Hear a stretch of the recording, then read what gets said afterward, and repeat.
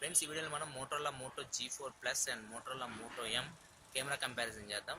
ఇక్కడ మీకు రెండు కెమెరాస్ కనపడుతున్నాయి. సో లెఫ్ట్ వచ్చేసరికి నేను మోటో G4 ప్లస్ రికార్డ్ చేస్తున్నా అండ్ రైట్ వచ్చేసరికి మోటో Mతో రికార్డ్ చేస్తున్నా.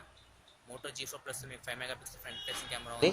మోటో Mలో మీకు 8 మెగాపిక్సెల్ ఫ్రంట్ ఫేసింగ్ కెమెరా ఉంది. సో ఫుటేజ్ చూస్తే మనకి మోటో Mలోనే బాగుంది ఫ్రంట్ ఫేసింగ్ కెమెరా విషయానికి వస్తే. ఒకసారి నేను అటు ఇటు తిరుగుతాను, ఎక్స్పోజర్ ఎలా అడ్జస్ట్ చేసుకుని చూద్దాం. ఒకసారి మనం ఇక్కడ మీరు చూడొచ్చు. సో ఇక్కడ మీరు జడ్జ్ చేయొచ్చు ఎక్స్పోజర్ని. అండ్ మనకి బ్యాక్ సైడ్ వచ్చేసరికి రెండింటికి 16 మెగాపిక్సెల్ కెమెరా ఉంది. అండ్ మోటో G4 ప్లస్లో మనకి లేజర్ ఆటో ఫోకసింగ్ సిస్టమ్ ఉంది. అండ్ మోటో Mలో PDAF ఆటో ఫోకసింగ్ సిస్టమ్ ఉంది. ఫ్రెండ్స్, ఆడియో కూడా మీకు ఇంటర్నల్ మైక్రోఫోన్ నుంచి వస్తుంది. సో వీడియోలో మీరు చూడొచ్చు, ఆడియో ఏదో ఒక వీడియో మీద ఉంటుంది. సో దాని ప్రకారం మీరు ఆడియో క్వాలిటీ కూడా జడ్జ్ చేయొచ్చు. ఫ్రెండ్స్, ఈ రెండు కెమెరాస్ యూజ్ చేసి నేను చాలా ఫొటోస్ అండ్ వీడియోస్ తీశాను. సో రెండింటిని కంపేర్ చేసి ఫైనల్గా ఏది బెస్ట్ కెమెరానో తేల్చేద్దాం. సో చూస్తున్న నా పేరు ప్రసాద్, మీరు చూస్తున్న Prasad tech in Telugu.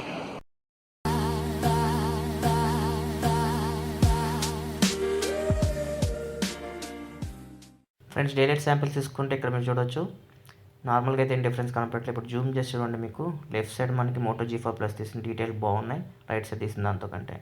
And ఇది కూడా సేమ్ ఫ్రెండ్స్. ఒకసారి జూమ్ చేసి చూద్దాం. ఒకసారి మీరు జూమ్ చేసి చూస్తే ఇక్కడ మీరు చూడొచ్చు, మొబైల్ నెంబర్ మీకు లెఫ్ట్ సైడ్ క్లియర్ కనపడుతుంది రైట్ సైడ్ కంటే. ఫ్రెండ్స్, ఈ పిక్చర్ చూస్తే మీకు బ్యాక్గ్రౌండ్ చూడండి. ఒకసారి బ్యాక్గ్రౌండ్ చూస్తే మీకు మోటో G4 ప్లస్ తీసిన దానిలో బ్యాక్గ్రౌండ్ మీకు వాల్ క్లియర్గా కనపడుతుంది. మోటో Mలో మనకి బ్యాక్గ్రౌండ్ అసలు సరిగ్గా కనపడట్లేదు. ఒకసారి మనం ఈ పిక్చర్ని కూడా జూమ్ చేసి చూద్దాం. ఇక్కడ చూడొచ్చు ఫ్రెండ్స్, మీరు జూమ్ చేసి చూస్తే మనకి మోటో G4 ప్లస్లో క్లియర్గా డీటెయిల్స్ కనపడుతున్నాయి.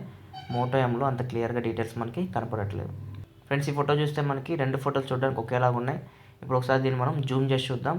ఇక్కడ మీరు చూడొచ్చు, జూమ్ చేసి చూస్తే మనకి మోటో G4 ప్లస్లో క్లియర్గా డీటెయిల్స్ కనపడుతున్నాయి. మోటో Mలో అంత క్లియర్గా డీటెయిల్స్ మనకి కనపడట్లేదు. ఫ్రెండ్స్, నెక్స్ట్ చూసుకుంటే ఫోటో ఇండోర్ లైట్లో తీసింది. ఇండోర్ లైట్లో పేపర్ని ఫోటో తీసాను. ఒకసారి దీన్ని మనం జూమ్ చేసి చూద్దాం, దేనిలో ఎక్కువ డీటెయిల్స్ ఉన్నాయో. ఇక మీరు చూడొచ్చు, జూమ్ చేసి చూస్తే మనకి మోటో G4 ప్లస్లో తీసిన ఫోటోలో మనకి క్లియర్గా టెక్స్ట్ కనపడుతుంది. మోటో Mలో అంత క్లియర్గా టెక్స్ట్ అనేది మనకి కనపడట్లేదు.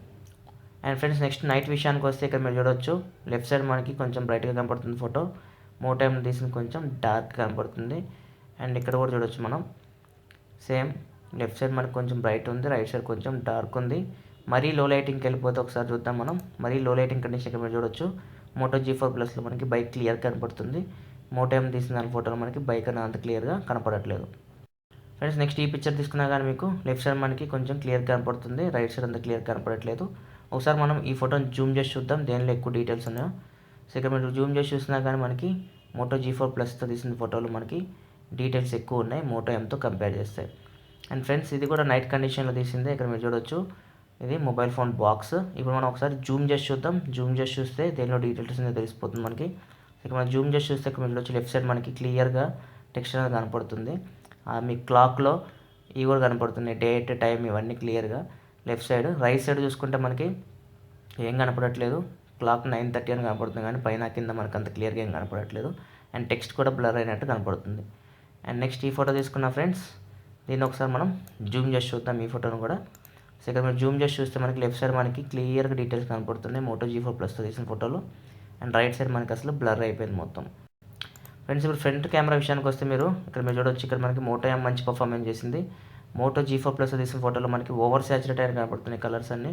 మోటో Mలో మనకి క్లియర్గా డీటెయిల్స్ కనపడుతున్నాయి, ప్లస్ కలర్స్ కూడా న్యాచురల్గా ఉన్నాయి.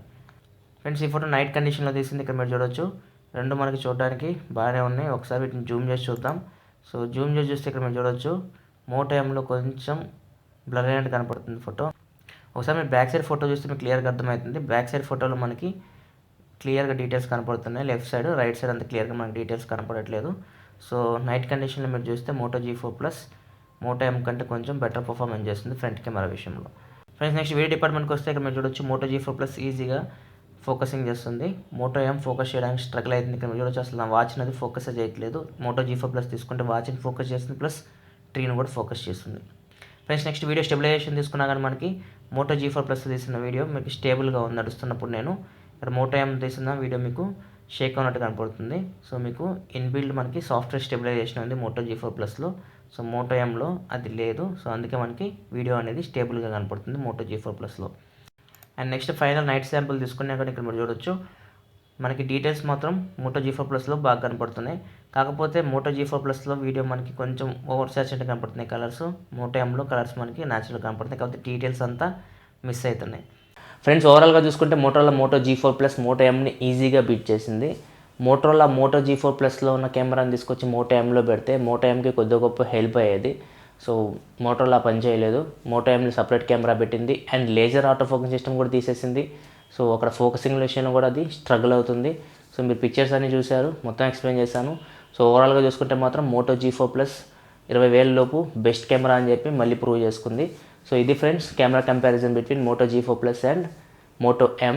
Friends, once again happy new year to all of you. ఇయర్లో మీకు మీ ఫ్యామిలీకి అంతా మంచి జరగాలని కోరుకుంటున్నాను.